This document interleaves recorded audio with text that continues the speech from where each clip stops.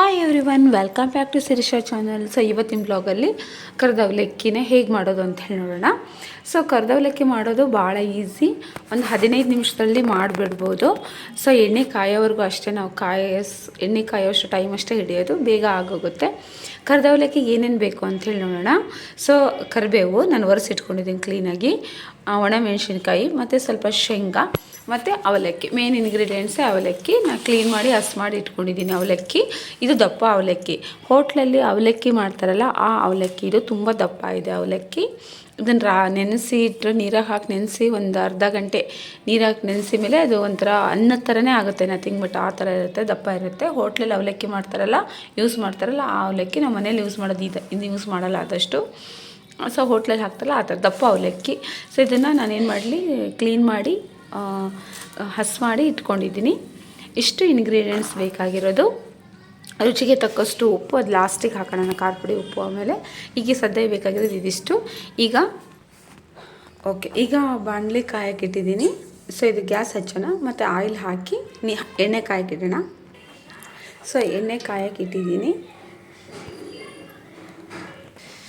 So ಎಣ್ಣೆ ಕಾದಾಗ ನಾವು ಇದರೊಳಗೆ ಅವಲಕ್ಕಿನ ಹಾಕಿ ಎಣ್ಣೆಯಲ್ಲಿಟ್ಟು ಈ ಥರ ಕರಿಬಹುದು. ಇದು ಕಂಫರ್ಟಬಲ್ ಆದರೆ.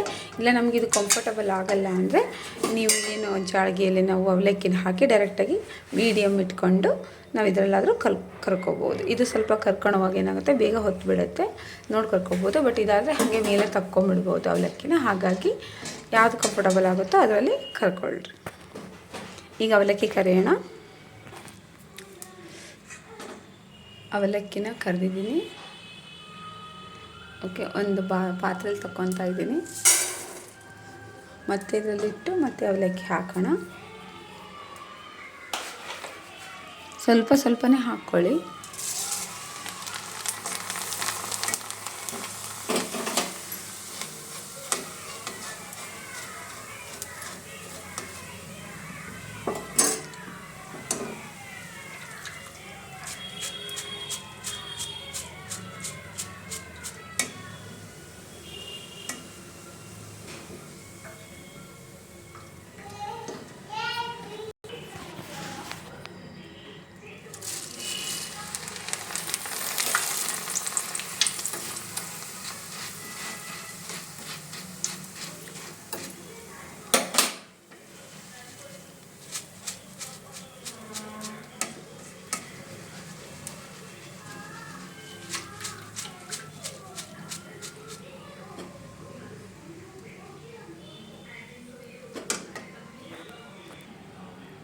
ಓಕೆ, ಎಣ್ಣೆ ಸ್ವಲ್ಪ ಹಾಕಿರೋದ್ರಿಂದ ನಾನು ಸ್ವಲ್ಪ ಹಾಕಿ ಕರ್ಕೊತಾ ಇದ್ದೀನಿ. ಎಣ್ಣೆ ಸ್ವಲ್ಪ ಜಾಸ್ತಿ ಬೇಕಾದ್ರೆ ಹಾಕ್ಕೋಬೋದು, ನಾನು ಸ್ವಲ್ಪ ಹಾಕ್ಕೊಂಡಿದ್ದೀನಿ ಅಷ್ಟೇ ಕಂಪ್ಲೀಟಾಗಿ.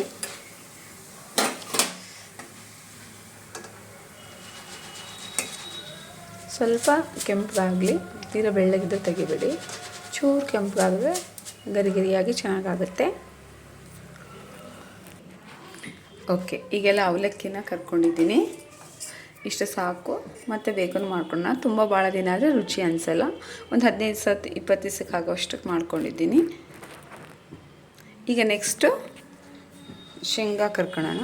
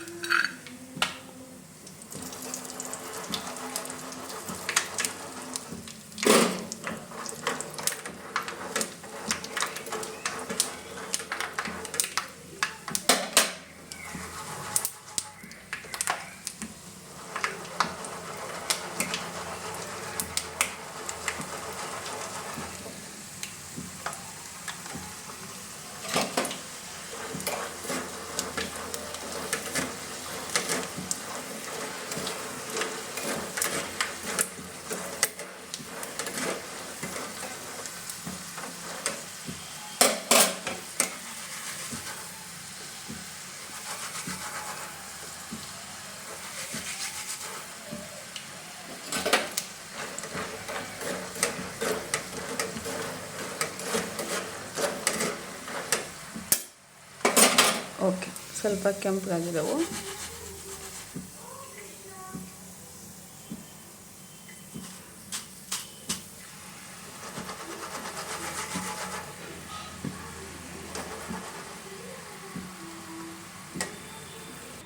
ಓಕೆ, ಈಗ ಕರಿಬೇವು ಹಾಕ್ತಾಯಿದ್ದೀನಿ.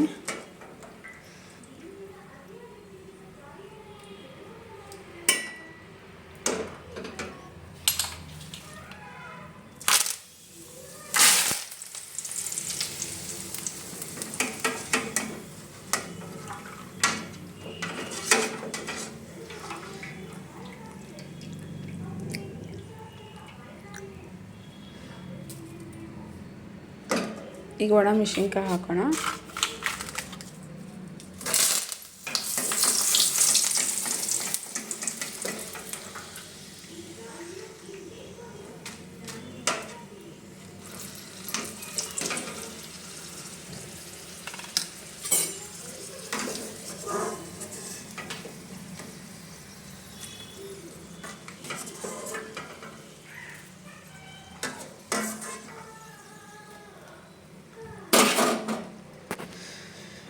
ಈಗ ಶೇಂಗಾ ಹಾಕಿದ್ದೀವಿ, ಮೆಣಸಿನ್ಕಾಯಿ ಹಾಕಿದ್ದೀನಿ, ಮತ್ತು ಕರಿಬೇವು ಹಾಕಿದ್ದೀನಿ. ಮತ್ತು ಇದಕ್ಕೆ ಸ್ವಲ್ಪ ಸಣ್ಣ ಉಪ್ಪು, ಕೆಂಪು ಉಪ್ಪರ ಹಾಕಿ ಅಥವಾ ಸಣ್ಣ ಉಪ್ಪಾದರೂ ಹಾಕಿ, ಉಪ್ಪು, ಸ್ವಲ್ಪ ಸಕ್ಕರೆ ಪುಡಿ ಮತ್ತು ಖಾರ ಪುಡಿ ಹಾಕಿ ಮಿಕ್ಸ್ ಮಾಡೋಣ.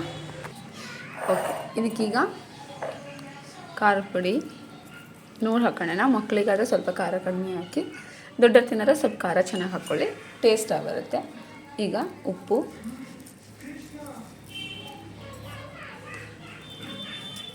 ಬೇಕಂದ್ರೆ ಸ್ವಲ್ಪ ಅರಿಶಿನ ಹಾಕ್ಕೋಬೋದು, ನನಗೆ ಬೇಡ ಅನಿಸುತ್ತೆ. ಬೇಕಂದ್ರೆ ಹಾಕ್ಕೋಬೋದು. ಇದನ್ನು ಚೆನ್ನಾಗಿ ಮಿಕ್ಸ್ ಮಾಡೋಣ. ಈಗ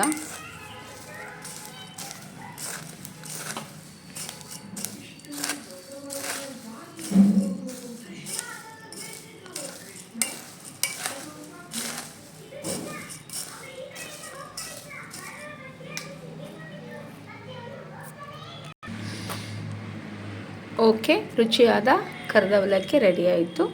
ಈಗ ನಾನು ನಿಮ್ಗೆ ವಿಡಿಯೋ ಮಾಡಿದ್ದೀನಲ್ಲ, ಆವಾಗಲೇ ಮಾಡ್ತಾ ಇರೋದು. ಕರೆಕ್ಟಾಗಿ ಒಂದು 5-10 ನಿಮಿಷ ಟೈಮ್ ಸಾಕು ನಿಮಗೆ. ಮನೆಯಲ್ಲೇ ಹೆಲ್ತಿಯಾಗಿ ಒಳ್ಳೆ ಎಣ್ಣೆಯಲ್ಲೇ ಕರ್ಕೊಂಡು ನಾವು ಕೂಡ ಸ್ನ್ಯಾಕ್ಸನ್ನು ತಿನ್ಬೋದು. ಸೊ ಹೊರಗಿದ್ದಕ್ಕಿಂತ. Thank you for watching video. Thank you for supporting me. ಯಾರು ಫಸ್ಟ್ ಟೈಮ್ ನೋಡ್ತಿದ್ದಾರೆ ಸಬ್ಸ್ಕ್ರೈಬ್ ಮಾಡಿ, ಕಮೆಂಟ್ ಮಾಡಿ ನಿಮ್ಮ ಅನಿಸಿಕೆಗಳನ್ನು. Thank you.